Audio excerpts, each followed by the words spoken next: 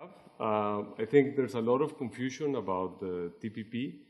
I guess we're in an electoral campaign, and one of the things that electoral campaigns do is to obfuscate issues and generate a lot of confusion. If you ask people about the TPP, I would bet that the median person would say something like, it's bad, it's really bad, it's going to cost us jobs, and then if you ask that person what the TPP is, they wouldn't really know, but it is bad. And then if pressured, they would say something about China stealing our jobs, like Trump did in some debate before being told that China was not part of the TPP. So clearly there's a lot to be done in terms of understanding better what it is and what are the implications it's going to have, and here with a particular emphasis on Latin America. So as was already said, the TPP is a very important, perhaps the biggest, most important, most ambitious preferential trade agreement that has ever been negotiated. It goes beyond the typical regional trade agreement in that it includes countries that are located in very different regions of the world. So it's very ambitious in terms of coverage of countries in different places, also in terms of the coverage of economic activity, of total exports, of total population, of total GDP. So on those measures, it's a very ambitious agreement. But also it's ambitious in terms of its coverage in terms of the issues that are going to be addressed. So the standard trade agreement, the original ones, were basically, let's remove tariffs on the trade among the countries that are members of the agreement. And that was basically it.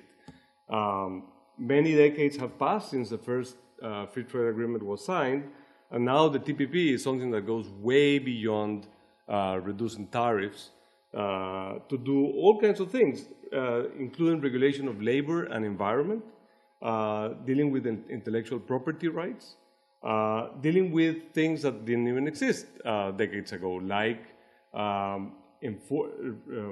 regulating international flows of data and regulating what countries can and cannot do regarding those international flows of data, regulating what countries can do with state-owned enterprises, which is a very important issue, not for the US, but for countries like Vietnam, which are part of the TPP. And the other one that we hear a lot about is the investor-state dispute settlement process, which is what allows, something that has been in the news a lot, which allows investors to bring a kind of lawsuit or suit against a government for violating previous regulations. So this is just to say it's very ambitious in many respects. Now, what are the implications of this kind of agreement? If we go back to the basics of an agreement is going to reduce tariffs, that's going to promote trade, and trade in general is something that is good. It allows the specialization of countries according to comparative advantage that was implicit in the maps that Alvaro was presenting. So countries specialize in textiles, others specialize in automobiles. Different countries are good at doing different things, and it's beneficial for everybody if we allow countries to specialize in what they're better at doing. This happens inside a country, of course. Inside a country, we have people specializing according to comparative advantage and cities specializing according to comparative advantage, or regions. And it's arbitrary to some extent that we don't allow this to also happen across countries. And that's what international trade does. It just allows the natural specialization that would be taking place without these borders. But we have borders. Borders lead to things like tariffs, and then agreements are designed to get rid of these tariffs. So overall, trade is something that is good, and the regional trade agreement is something that is going to promote trade. That's a general sense. Of course, things are way more complicated than that.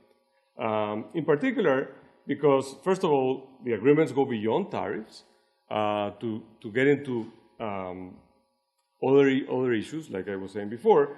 And the other one is that not everybody gains. And this is a point that when I teach international trade, this is a common theme. Sometimes people forget about this, but it is very important to note that the standard trade theory says that trade is going to improve the average or overall well-being in a country, but there are people that are going to lose. And because of that, then usually we think that a country may want to have some way of compensating the losers. And this is, I think, something that has happened over the last decades in the US, is that compensation has not been strong enough. Partly because we have to acknowledge that the losses and the way they're concentrated on particular groups have been bigger than what we would have expected 10 years ago. And this is some recent research that has been published recently that shows how big these losses are for some people that are competing against imports and losing their jobs as a consequence of that. And so those losses have been bigger, but also it's the fact that the US is not very good at providing a safety net for people that experience these negative shocks. And so the combination of those two things has created these opportunities for people to some extent, rightly, but of course with a lot of exaggeration, to come and criticize trade and criticize trade agreement and demonize things like the TPP. So that's the context in which I think this discussion is taking place. So just to give some more detail on this. So, and now coming more to the TPP and Latin America.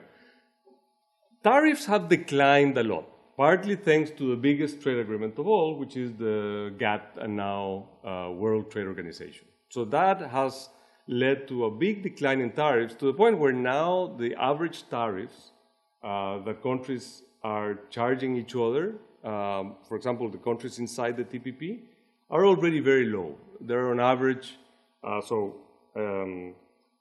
the imports, Chile's average tariff for imports that are coming from the other TPP countries is around 5%. For Mexico, it's around 4%. For Peru, it's around 3%.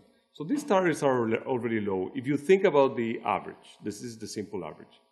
Of course, that hides that there is big variation, right? There are still sectors that are sensitive. For example, agriculture still has high tariffs.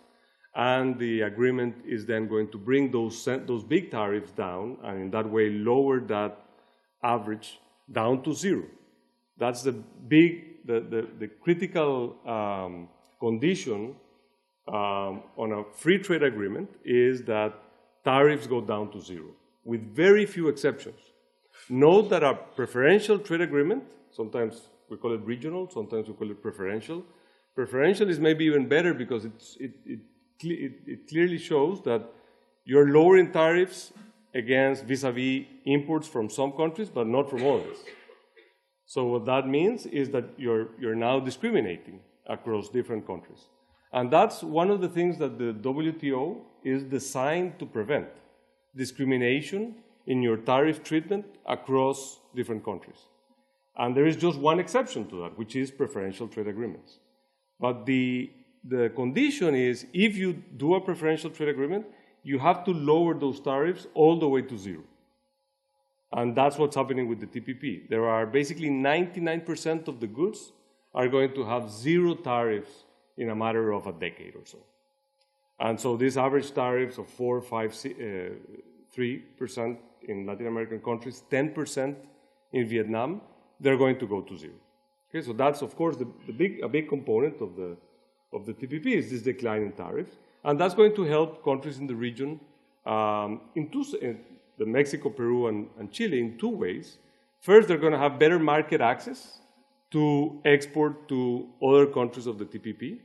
And so Chile is going to be able to sell more fruit and more wine and more of the goods in which it has comparative advantage. Mexico is going to be able to export more of its cars and other manufacturing goods in which it has comparative advantage. Peru has comparative advantage in agricultural goods, and so it's going to be able to take advantage of better market access to specialize further, and that's going to increase productivity and income levels. The other thing is that often we focus on that. We now, and politicians certainly emphasize that now these countries are going to be able to export at lower tariffs to the other countries in the TPP. But the other important part is you're always also lowering your own import tariffs. And import tariffs are things that prevent specialization and the gains from comparative advantage in trade. And so lowering those tariffs is something that is good and that countries should do, and that it happens as a consequence of these trade agreements. One key issue of sort of general theory on preferential trade agreements is, to the extent that you're lowering the tariff only on some countries, is not as good as if you lower those tariffs on everybody. It could even be the case that you make things worse. So if you have a high tariff and you lower the tariff only on some country, you may start importing from that country and not from the others that actually were cheaper. And you may, in the process, lose the tariff revenue that you were getting from the country that you were importing from before, and so make your economy worse off. So in principle, that can happen. Given the low tariffs that already are in place in Latin America, the sense is that this, which is called trade diversion, is not likely to happen, but it's something to keep in mind. Now, the other big issue apart, so there's tariffs, and then there's all these other issues that I mentioned that are related to something that may be actually at this stage of the game in terms of tariff liberalization, even bigger, which are the reforms in other sectors that have to take place as a consequence of the agreement. For example, in the TPP, just to give one example, Vietnam is going to have to reform its labor laws in order to become part of the TPP to allow for unions to form. So this is something that Vietnam should have done anyway. Somehow it wasn't doing it, and then the political process changes around the TPP in such a way that now there is going to be likely this reform. So I'm from Costa Rica. When Costa Rica negotiated and signed the Central American Free Trade Agreement with the US, one of the conditions was that Costa Rica had to open up investment for foreign firms in the telecommunications sector, which at that time Costa Rica had as a monopoly. The state did everything in the telecommunications, internet, cell phones. It was horrible. It was a really bad situation. I participated in government at some point, and we tried to open up that sector. We couldn't do it because although some people gained, some people lost, and the losers organized to block that reform.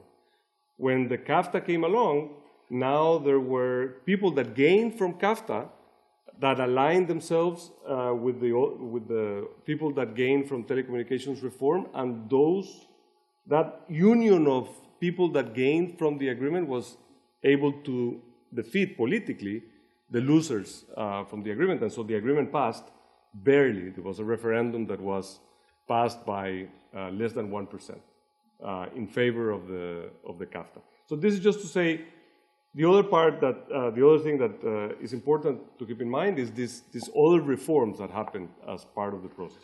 And just to finish, sometimes there is this demonization of trade agreements.